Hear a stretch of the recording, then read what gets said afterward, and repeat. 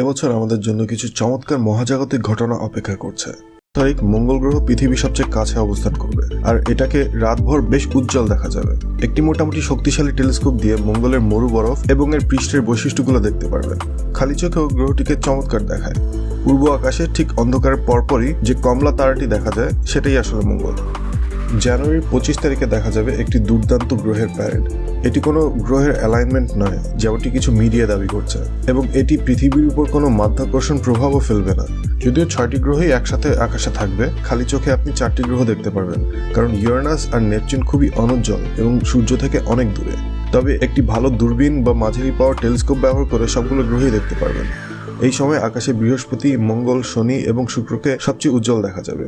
তাদের চিহ্নিত করতে মোবাইল ডিভাইসে কোনো একটা স্কাই অ্যাপ ব্যবহার করতে পারেন। মার্চের 5 তারিখে অর্ধচাঁদ তারাগুচ্ছ প্লেইরিসের ঠিক পাশ ঘেঁষে যাবে। এটি একটি অসাধারণ দৃশ্য হবে এবং ফটোগ্রাফির জন্য দুর্দান্ত সুযোগ। এই ঘটনা রাত নামার পরই পশ্চিম আকাশে দেখা যাবে। এটি বেশ সহজে ফোনের ক্যামেরা দিয়ে তুলতে পারবেন, কিন্তু একটি 200 থেকে 500 মিলিমিটার লেন্স ব্যবহার করলে খুব চমৎকার ছবি উঠবে। নিজ চোখে দেখার জন্য একটি দূরবীনই যথেষ্ট। সেপ্টেম্বরের 21 তারিখ শনি গ্রহ পৃথিবীর সবচেয়ে কাছে এবং সূর্য ও পৃথিবীর সঙ্গে একটা সরলরেখায় থাকবে, যার ফলে এটি খুব উজ্জ্বল দেখাবে। এবছর শনির রিংগুলো আমাদের